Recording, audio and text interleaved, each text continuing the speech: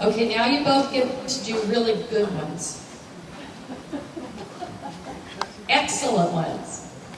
So in travers, the forehand basically goes straight down the track. That way. The front legs don't cross. Turn the shoulders a little more to the right, Amy. There you go. Turn the shoulders to the right. That's it. See, he doesn't want to bring his haunches in as much when you make it hard. But you see the balance gets better when she gets the shoulders up? I'm not a big haunches in fan, are you? No, put some right on their shoulders. Okay, a medium trot, girls. Let's go. KXM. The medium trots, the trot that comes the most off the ground. We want to think about, oh, could I make passage out of that trot? Okay, it has to be elastic. It has to be airy, springy. All of those words. Extended trot's the trot that goes the most over the ground.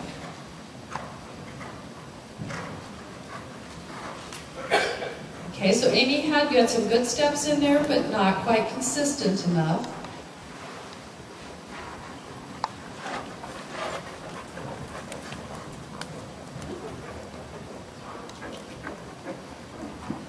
Now Jess's horse stayed in the same tempo and was elastic, but it was sort of boring. Let's do one more across the diagonal. So I wouldn't use the word boring on her test. Because I'd be written up by the Federation. So I would use the word powerless, okay, because I think that gives her a good connotation.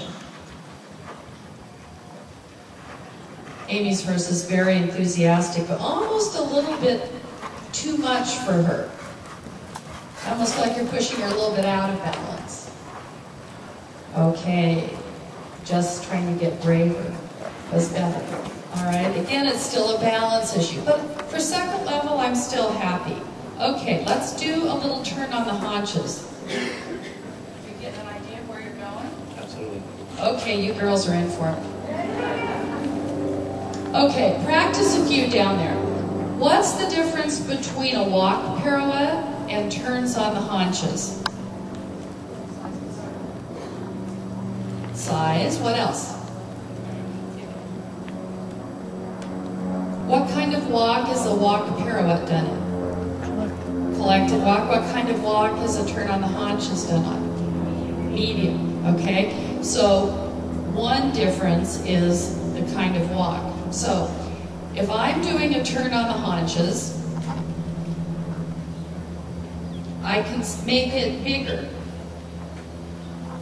okay? Now the FEI finally put in the rule book, which I think is great, how you finish a turn on the haunches.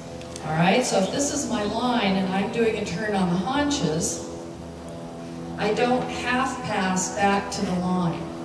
All right, you come here and you go straight ahead. You now look at the judge and say, finish. Okay, and then you walk a little diagonal line back. All right, we see too many people half passing back. And that's really a bad habit to put in the horse because you're going to lose control in your canter pirouettes if you do that. They're going to start turning without you really wanting them to turn. So a walk pirouette has to be smaller because you're in collected walk, which would be higher and more active. And it says in the rule book the inside hind should go up and down, so it should be more on the spot. So then you don't have a, because we see so many fabulous walk pirouettes, right? Yeah. And they're so easy, they've taken them out of Grand Prix. You don't have to do them anymore at Grand Prix, or you don't have to rein back at Grand Prix anymore. And pretty soon, Anki's test will have no halt and no walk.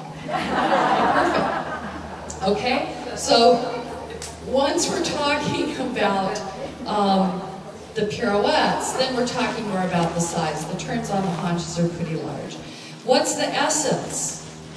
What's the most important thing in a turn on the haunches or a walk pirouette? Maintaining the rhythm, meaning the hind legs move, the legs move. So if they do this and stick, okay, that's a fault.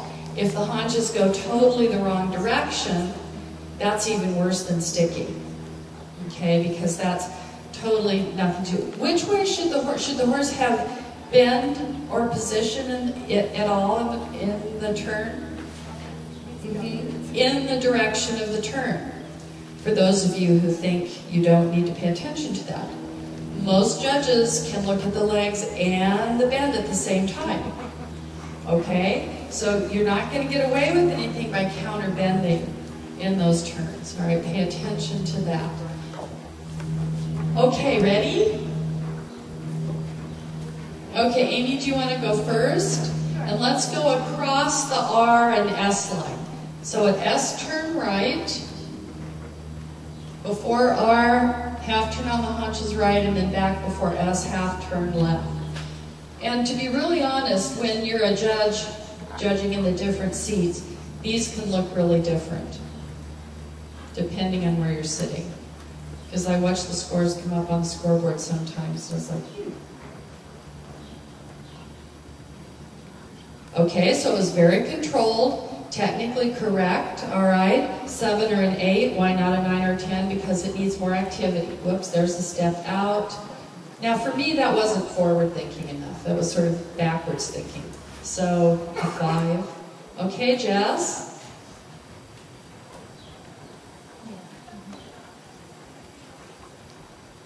And you know, at the end of the day, if Kim gives 1 score, I give 1 score, and we're a little bit apart, the end of the day is that the best horse wins. Okay, not that I gave a 68 and Kim gave a 67. Or a 69 or whatever. It's more important that the best horse wins.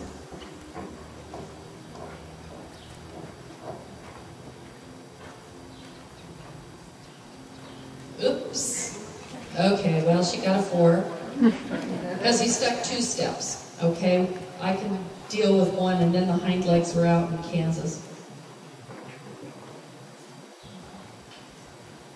So a 6, she tried, it almost got too small, and then he got a little sticky, needs more activity. Here, we do 1 more movement, and then we're going to turn you over to see how we can, you know, all of these little exercises are interesting because remember we talked about Jess's horse being a little quicker, a little more under, and then you see the turns on the haunches, and you go, So we're going to do the halt and the rein back. Halt means that you halt. Everyone paying attention? You must halt before you go back because we want to make sure the horse is doing it on your aids. All right, not that it's the horse's idea.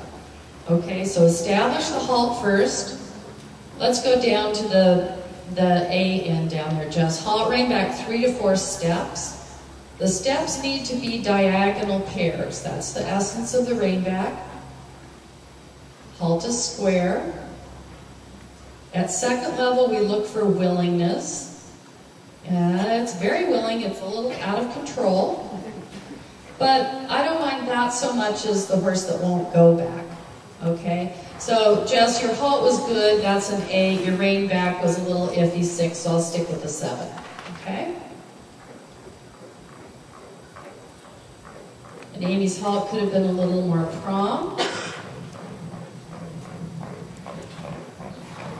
And then the rein back, actually, when the halt isn't square, sometimes the rein back is not quite diagonal. That's why it's important for the halt to be square.